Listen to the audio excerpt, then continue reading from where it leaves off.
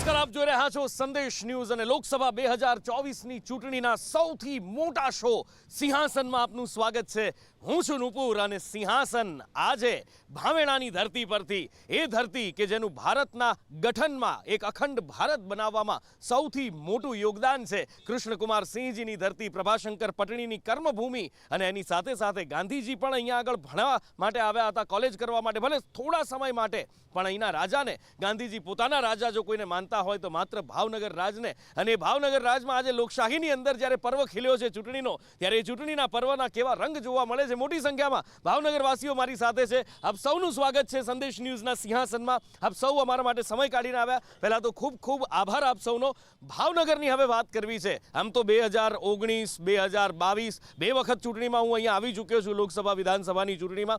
ઘણી બધી વાતો એ વખતે થઈ હતી, ઘણી બધી વાતો મારા ધ્યાનમાં પણ છે। શું એના સમાધાન આવ્યા છે? અહીંયા આગળ સમસ્યાઓ છે, એના સમાધાન છે, સંતુષ્ટિ છે કે હજી પણ કોઈ ઝંખના છે? શરૂઆત કરીએ ભાવનગરની જનતા પાસેથી એ જાણવાની કે ભાવનગરની અંદર છેલ્લા 10 વર્ષની અંદર કેટલું ચિત્ર બદલાયેલું દેખાય, અથવા તો છેલ્લા 20 વર્ષની અંદર કેટલું ચિત્ર બદલાય? ભાવનગરની આપણે વાત કરીએ તો પહેલી વાત તો એ છે કે તમે 19 અને 22માં આવ્યા છો, તમે આ ભાવનગર સિટીમાં જોયું છું નવું ડેવલપમેન્ટ કાંઈ થયું નથી, અને ખાસ કરીને રિંગ રોડની વર્ષોથી વાતો કરે છે, હજી પૂર્ણ થયો નથી। અને બાકી વાત રહી તો સિવિલ હોસ્પિટલની વાત કરીએ, મલ્ટી સ્પેશિયાલિસ્ટ 200 કરોડના ખર્ચે હોસ્પિટલ કરી છે, 2 વર્ષ પહેલાં ઓલરેડી રેડી છે। આરોગ્ય પ્રદાન કેન્દ્રમાં આપણા ભાવનગર ના હોય અને છતાં ચાલુ કરવામાં ન આવે, અનેક વખત આંદોલન કરવામાં આવે છતાં કેમ ચાલુ નથી કરતા, ઘણા બધા પ્રશ્નો છે। મૂળ ભાવનગરની કમનસીબી છે કે આ ભારતીય જનતા પાર્ટીના શાસકોએ ભાવનગર માટે કશું કર્યું નથી। અચ્છા, કશું જ કર્યું નથી। ભાવનગરની અંદર એક સીધો આરોપ લગાવવામાં આવી રહ્યો છે કે ભારતીય જનતા પાર્ટીના શાસકોએ, આ સાહેબના શબ્દો છે કે કંઈ જ કર્યું નથી ભાવનગર માટે। સાહેબ, આપ એટલું મને કહો, જો કંઈ કર્યું ન તો પ્રજા મત કેવી રીતે આપી શકે? સતત 25 વર્ષથી કોર્પોરેશનમાં પણ ભાજપની સરકાર છે, ધારાસભ્ય પણ છે અને સંસદ સભ્ય સતત છૂટાતા આવ્યા છે। રાજુભાઈ રાણા હોય, ભારતીબેન હોય અને અમારા ઉમેદવારની પણ અમારા સાંસદ નીમુબેન, જો આટલું કર્યું ન હોય તો કોઈ પણ વ્યક્તિ, આજે પ્રજા જાગૃત સાંસદ અત્યારથી, હા, અમે ગેરંટી તમને સાહેબ આપી છે, મોદીજીની ગેરંટી છે, મોદીજીના એક કાર્યકર્તાની ગેરંટી છે કે અમારા સાંસદ નીમુબેન બામણિયા છે। અચ્છા, અત્યારથી જ સાંસદ? અચ્છા, બેન કંઈક કહેવા માંગે છે, બેન પાસે વાત કરીએ। હાજી, આ એક મહિલા સાંસદ હતા ત્યારે અમને એવું હતું કે એક મહિલા માટે કાંઈક કરશે, પણ આજ દિવસ સુધી હજી 100% મહિલાઓ હજી કાંઈ સક્ષમ બની નથી અને મુક્ત રીતે હલનચલન નથી કરી શકતી, એ લોકોની સિક્યોરિટી નથી। અત્યારે પોલીસ સ્ટેશનમાં જુઓ તો મોટે ભાગે બળાત્કારના, પોક્સોના બધા બનાવો બનતા હોય છે અને ફરિયાદ લેવામાં એ લોકોની એટલી બધી હોય છે કે એ બીજેપીના જ છેડા અડાડીને ફરિયાદ ન લેવા પ્રયાસ કરતા હોય છે। એક ગંભીર આરોપ અહીંયા લાગી રહ્યો છે, પણ સિક્યોરિટીની વાત કરી આપણે ગુજરાતમાં એમ કહીએ કે બહેનો દીકરીઓ રાત્રે 1 વાગે ફરે, 2 વાગે બહાર ફરે, કોઈ ચિંતા ના હોય, તો શું ભાવનગરમાં એવું નથી? નહીં, હું ચોક્કસપણે કહીશ કે એવું નથી, કારણ કે જો સુરક્ષિત હોય, એક ધારાસભ્ય મહિલા હોવા છતાં, એક સાંસદ મહિલા હોવા છતાંય તે આજે મારી કુંભારવાડાની દીકરી, 8 વર્ષની દીકરી પીખાઈ રહી છે, તો આ એક શરમજનક છે। મહિલા તરીકે એ લોકોએ રાજીનામું આપી દેવું જોઈએ અને આવનારા સમયમાં મહિલાઓ વિશે એ લોકોએ વાત જ ન કરવી જોઈએ। અચ્છા, આગળ આ બાજુથી જવાબ લઈએ। સાહેબ કંઈક કહેવા માંગે છે મહિલા સુરક્ષા માટે। અહીંયા એમ કહેવાય છે કે ભાઈ દીકરીઓ સુરક્ષિત નથી, એવો સીધો આરોપ લાગે છે। મારું એવું મંતવ્ય છે કે પોલીસ ખાતું બહુ સરસ રીતે કામ કરે છે, સરકાર જે છે એની યારે સહકાર લઈ, અને હું એક પછાત વિસ્તારમાંથી આવું છું, સરદારનગરના 50 વારિયા વિસ્તારમાં। હું પોતે ડૉક્ટર છું। મારા વિસ્તારમાં મેં જ્યારે રજૂઆત કરી છે ત્યારે નીમુબેન જ્યારે કોર્પોરેટર હતા ત્યારથી વાત છે, તો સતત અમારા વિસ્તારમાં 15-15, 20-20 લાખ રૂપિયાની ગ્રાન્ટો પણ ફાળવ્યાના દાખલા છે, ધારાસભ્યની ગ્રાન્ટ, સાંસદની ગ્રાન્ટ અને કોર્પોરેટરની ગ્રાન્ટ। આ બધું જે છે એ કોઈ પણ જાતના ગરીબ વિસ્તારમાં જ્યારે આટલું બધું કામ થતું હોય, કાશ્મીરથી લઈ અને કન્યાકુમારી સુધી જ્યારે રાષ્ટ્રની વાત હોય, ત્યારે આટલી સરળતાથી વાહન વ્યવસ્થા થતી હોય, ઇન્ફ્રાસ્ટ્રક્ચર આટલું ડેવલપ થતું હોય, ત્યારે ખરેખર ખૂબ સારો વિકાસ થયો છે, પણ આખે પાટા બાંધીને જોઈએ તો આપણને દેખાવાનો નથી, એવું મારું માનવું છે। અચ્છા સાહેબ, એક નાનકડો સવાલ મારો છે, આપણે અહીંના ભાવનગરના લોકો ઘણા બધા સુરતમાં, આપણી બહુ વસ્તી અહીંયાથી ત્યાં માઇગ્રેટ થઈ છે, આપણે ડાયમંડ ઉદ્યોગ, હીરા માટે, તો અહીંથી આપણે ત્યાં ટ્રેન ચાલુ થઈ ગઈ છે? ટૂંક સમયમાં થશે એવી શક્યતા છે। ચાલો, થેન્ક યુ। ટૂંક સમયમાં થશે એવું મને આશ્વાસન મળ્યું છે। સાહેબ કંઈક કહેવા માંગે છે? કાકાએ બહુ સારી વાત કરી, પણ હું એ કહું છું કે ભાવનગરના મેયર હમણાં 2 મહિના પહેલાં ખાતમુહૂર્ત રોડનું કરવા ગયા. એ તો રોડ સારો હતો, ઊભા થઈને વૈયા ગયા કે આ રોડ તો સારો છે, આની ઉપર આ વિકાસ ઈ કે છે, રોડ ઉપર રોડ કરવાનો વિકાસ કે છે. અને આ જ સ્ટેન્ડિંગ કમિટીના ચેરમેન ભાવનગરના અત્યારે હાલમાં ડામરની જે ત્યાંથી નીકળે છે અને ડામરની ઘટ આવે છે, આને વિકાસ માને છે. આવા રોડનું નબળું કામ કરે છે ગુણવત્તાવાળું, આ વિકાસ માનીએ છીએ આપણે. સારા રોડ ઉપર સારો રોડ બનાવીએ, આને વિકાસ કહે છે. અચ્છા, એટલે સવાલો ઘણા બધા છે કે ભાઈ ભ્રષ્ટાચાર થઈ રહ્યો છે. સાહેબ જવાબ આપવા માંગે છે. હાજી. કહેવાનું એ છે કે કોંગ્રેસના રાજ્યમાં, સાહેબ હું આદાનગર વિસ્તારમાંથી આવું છું, ત્યાં એકલા ખાડા અને રફ રોડ જ હતા. આજે નાની નાની ગલીઓમાં આરસીસી રોડ થઈ ગયા છે. જે ભાઈ વાતો કરે છે કે રોડ ઉપર રોડ, એ તો સારું એ કહેવાય કે અમે ખાડામાં નહીં, પણ આ હવે અમારી પાસે એટલા કામ બચ્યા નથી રોડ બનાવવાના કે અમારે આ રીતનું આયોજન થઈ જાય છે. પણ આજે કોઈ પણ ભાવનગરની ગલી તમે જોશો તો આરસીસી રોડથી સજ્જ હશે. અચ્છા, હા, સાહેબ કંઈક કહેવા માંગે છે. હાજી. गरीब की थाली में आया पुलाव, अब लगता है शहर में आया सुनाव. મારા જીગર મિત્રે એક બહુ સાચી વાત કીધી. હવે કોઈ કામ બસ્યા નથી, પરંતુ કોઈ કામ કર્યા જ નથી. માત્ર ને માત્ર ભાવનગરનો વિકાસ 0 છે. આપ બી સર્વે કરી શકો છો. ભાવનગરની વસ્તી બીજા શહેરની અંદર વેલસેટ થઈ રહી છે. ભાવનગરની અંદર નવા ઉદ્યોગ નથી આવ્યા, નવા ધંધા નથી આવ્યા, એની સામે નવી શિક્ષણ નીતિ પણ નથી આવી. છોકરાઓ જ્યારે પરીક્ષા દેવા જાય છે ત્યારે પેપર ફૂટી જાય છે. હમણાં જ બીએમસીની અંદર પેપર લેવાના, ત્યારે છોકરાઓ પરીક્ષા દેવા ગયા અને પેપર ફૂટી ગયા. કયા પ્રકારનો વિકાસ? જો આવો જ વિકાસ હોય તો આવો વિકાસ ભાવનગરની જનતાને નથી જોતો. વિકાસ સ્વર્ગીય વિકાસ જોઈએ છે. મહિલાઓની સુરક્ષા હોવી જોઈએ, ખેડૂતોને એમના પોષણ તત્વો ભાવ મળતા હોવા જોઈએ, રોજગાર મળતો હોવો જોઈએ. આ વિકાસ જોઈએ છે. કે નર્મદાના પાણી અમે ઠાર ઠાર ગામડે ગામડે અમે પહોંચાડ્યા. કોને અમે પહોંચાડ્યા? અને ભારત દેશનો વિકાસ અમે કર્યો. ભારતીય જનતા પાર્ટી મોદીજીના નેતૃત્વમાં કર્યો છે સાહેબ.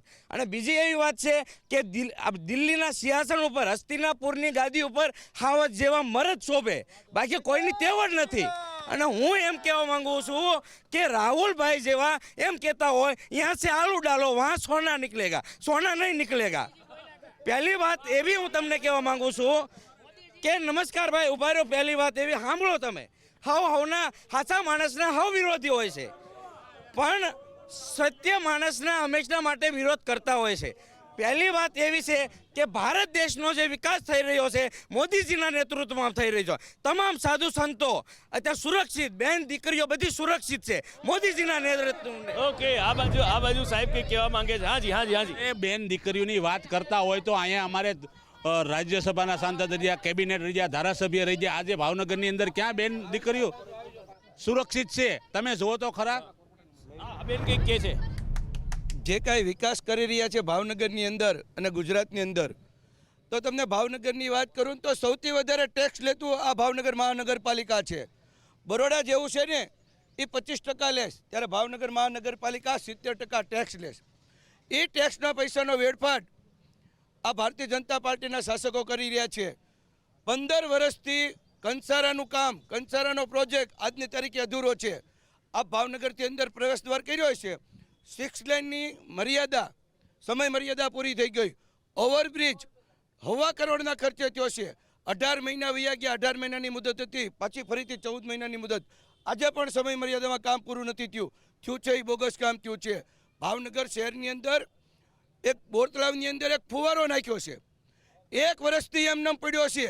1.25 કરોડના ખર્ચે વિકાસ હું આ કાંઈ મારા બાપુજીની 5 વીઘા વેચીને કરું? જનતાના ટેક્સના પૈસાનો વેડફાટ કરે છે અને શો કરે છે. ઉદ્ઘાટન કરી અને તાઇફાલક્ષી કાર્યક્રમ આપે અને ખાઈ પીને જલસા કરે. રામ છે નહીં, અમારા છે, અમે એના વંશો છીએ. અમે કંઈ છીએ ખૂબ સારું કામ કર્યું.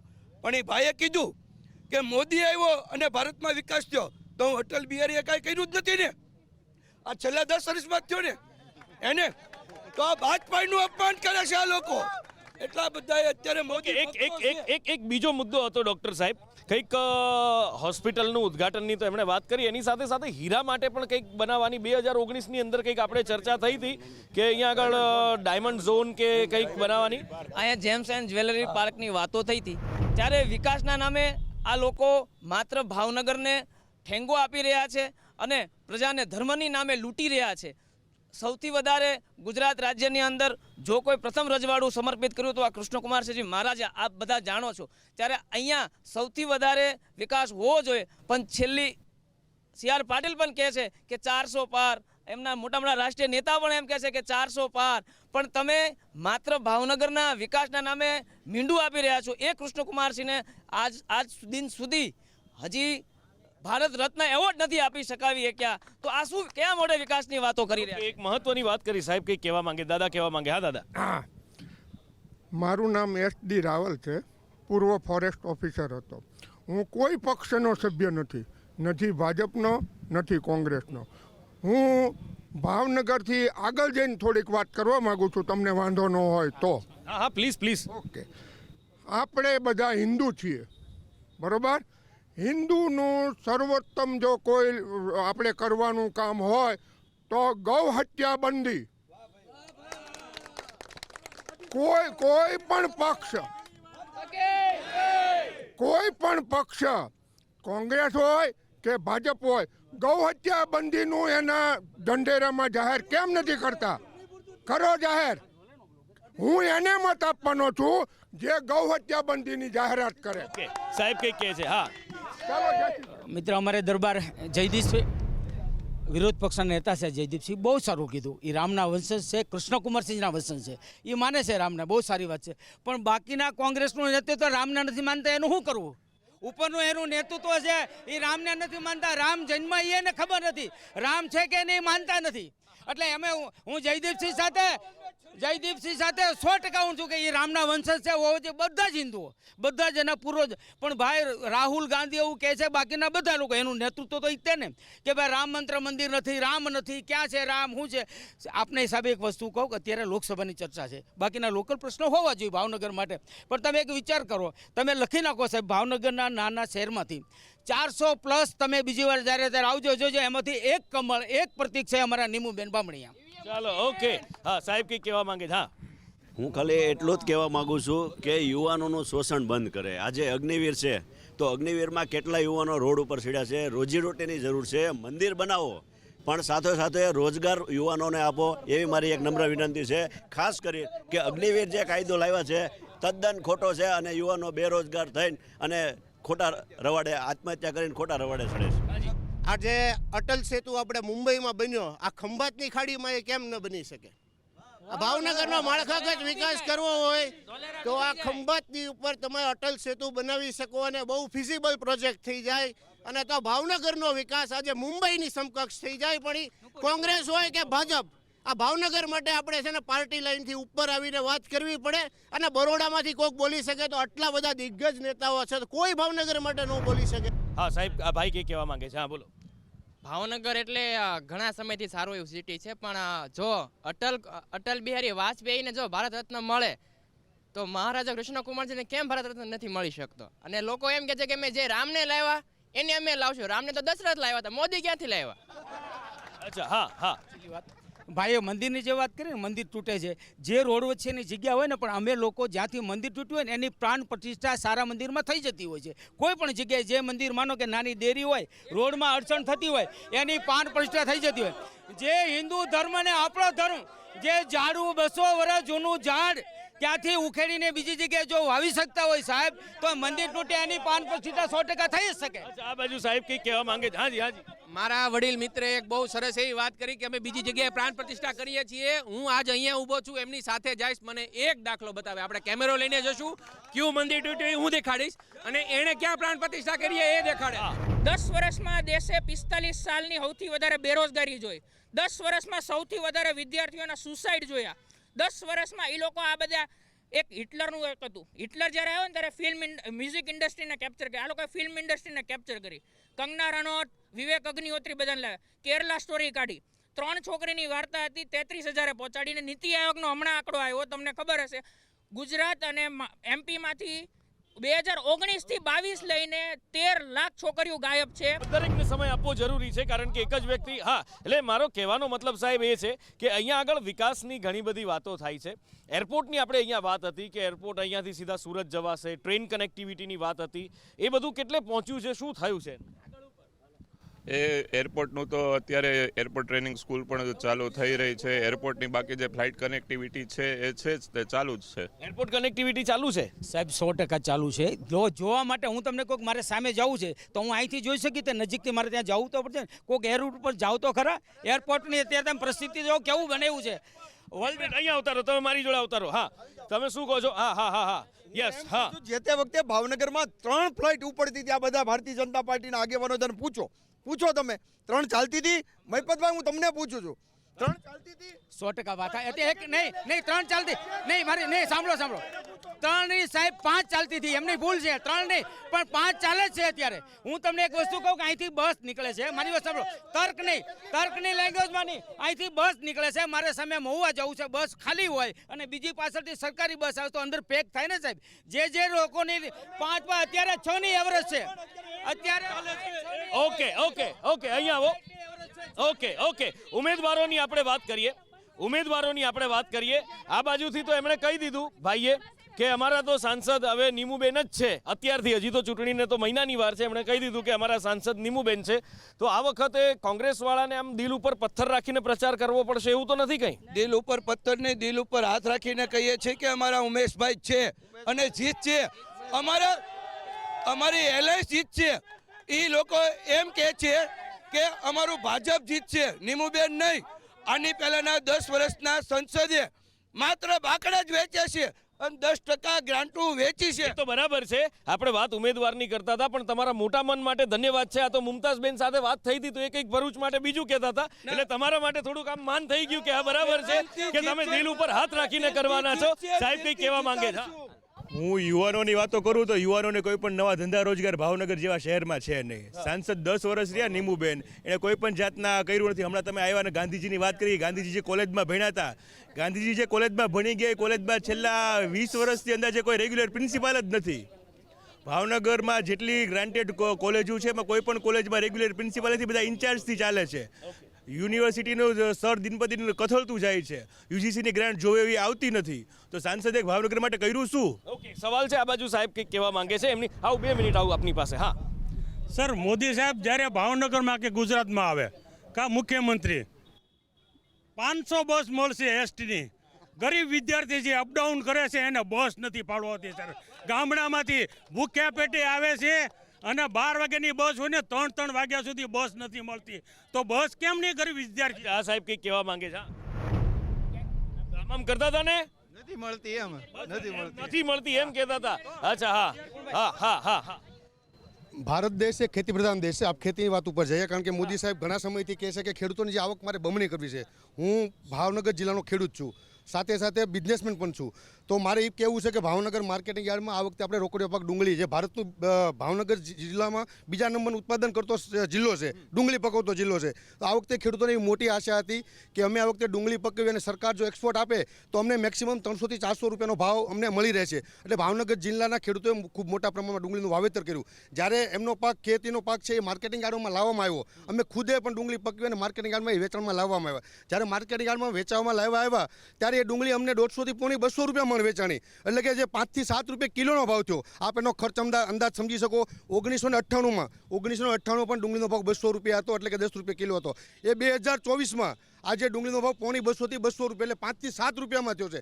ક્યાં 1998 એનો ખર્ચ જોવો, 2024નો ખર્ચ જોવો. એ દરમિયાન અત્યારે અહીંયા આપણે ખાતરના ભાવ છે, બિયારણના ભાવ છે, અને ખેડૂતોને જે કંઈ કોસ્ટ પડે છે એ ખૂબ મોંઘા પ્રમાણે મળે. ખેડૂતો આશા લઈને આવ્યા હોય કે અમે ડુંગળી પકવીને અમારા ઘરના જે છે વ્યવહારો, પ્રસંગો અને લગ્નોનું પણ અમે કરશું, કારણ કે એક ડુંગળીના સમયે લગ્નની સિઝન પણ હોય છે.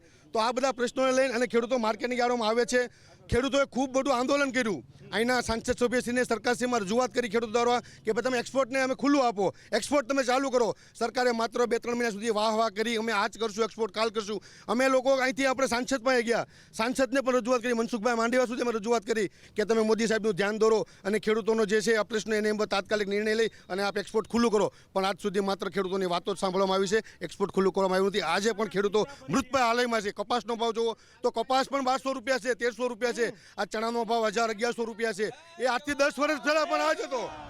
છે મહિલા કોર્પોરેટરો છે એ સુરક્ષિત નથી, ભાજપના નથી સુરક્ષિત, અને મોટી વાતો કરે. કેવી રીતે સુરક્ષિત નથી? થોડા સમય પહેલાની જ વાત છે ને. ત્યારે કોર્પોરેટર પહોંચી ગયા હતા પોલીસ સ્ટેશન અને એમ કીધું કે મારી ઉપર છરી વડે હુમલો થયો, બુટલેગરોએ હુમલો કર્યો. તો જો બુટલેગર છે તો એનો મતલબ એવો થયો કે દારૂ વેચાય છે. હાજી હાજી હાજી. જેવી રીતના સાહેબે એક વાત કરીને એવી રીતે એક બાળક માટેની હું વાત કરવા માંગીશ. આજથી ગયા વર્ષે અહીંયા એક પાર્ક છે, એ પાર્કમાં ટ્રેન ચાલે છે, ટોય ટ્રેન. એ ટોય ટ્રેનમાં એક નાનકડી બાળકી જેનું નામ હું કહીશ જાનવી, એ જાનવીને કરંટ લાગ્યો અને એક્સપાયર થઈ ગઈ. આજે એ વાતને 1.5 વર્ષ થઈ ગયું. ભાવનગર મ્યુનિસિપલ કોર્પોરેશને એ જાનકીની માટે એક કેસ કરવાનું પણ સમજ્યા નથી. અમે લોકોએ કેટલી વાર રજૂઆત કરી, એની માટે અમે એસપી પાસે પણ જે એવા, છતાં બી કોર્પોરેશને એની વિરુદ્ધ કોઈ પગલાં નથી લીધા કે નથી એ બાળકીની ન્યાય માટે કોઈ કેસ કર્યો. એની પાછળનું રીઝન એ છે કે એ જે એજન્સી જે સંભાળતી ને એ એક સારા એવા નેતાના એક પાળીતા કુત્તાની એજન્સી હતી ને એટલા માટે એમાં કોઈ ઓકે હાજી સાહેબ. સાહેબ લોકસભામાં ઇન્ડી અત્યારે બધી જગ્યાએ કેવી પરિસ્થિતિ છે તમે જુઓ ને. ટિકિટ દો છો ભાઈ, આ વખતે તું ચૂંટણી લડ. મને એક વસ્તુ તમે તો સાહેબે એવું કીધું કે ઉમેશભાઈને નક્કી છે ખરું કે 8 દિવસમાં ઉમેશભાઈ ભાજપમાં આવી નહીં જાય? અરે સાહેબ તમે વિચાર કરો, ઇન્ડી લોકોની કેટલા લોકો સવારે ટિકિટ આપે ને સાંજે રાજીનામું આપે છે ભાઈ હું નહીં લડી શકું. આ પરિસ્થિતિ છે ભાવનગરની અંદર. સાહેબ તમે વિચાર કરો, 5 લાખ મતથી ભાજપ ઇન્ડી વાળાએ હવે ઓલી વખતે 44 સીટ આવી હતી ને કઈ ઇન્ડિયામાં સાહેબ 2 આંકડા નહીં જઈ શકે. તમે લખી નાખો ને ભાઈ આ વખતે 12 સીટ, ફક્ત 12 સીટ આખા ઇન્ડિયામાં ઇન્ડીની અને ભારતીય જનતા પાર્ટીની 400. હજી કઈ નક્કી નથી. ઉમેશભાઈ હારીને ક્યાંક ભાજપ જય જય શ્રી રામ. ઓકે ઘણી બધી ચર્ચા થઈ શકે એમ છે. સમયનો અભાવ છે સાહેબ, ઘણી બધી ચર્ચા થઈ શકે એમ છે. સમયના બંધનમાં આપણે બંધાયેલા છીએ અને માટે જ આરોપ પ્રત્યારોપ ઘણું બધું થઈ રહ્યું છે, ઘણી બધી વાતો થઈ રહી છે, પણ સમયના બંધનમાં બંધાયેલા છીએ. સમય સર્વોપરી છે, સમયને માન આપવું એ આપણા દરેકની ફરજ છે અને માટે જ આ ભાવેણાની ધરતીની વાત થઈ. ફરી મળીશું કોઈ બીજી લોકસભા બેઠક પરથી અને ત્યાંની વાત કરીશું. આપ સૌ ભાવનગર વાસીઓ મારી સાથે જોડાયા મોટી સંખ્યામાં, ખૂબ ખૂબ આભાર. Thank you so much. અત્યારે લઉં છું વિદાય. નમસ્કાર.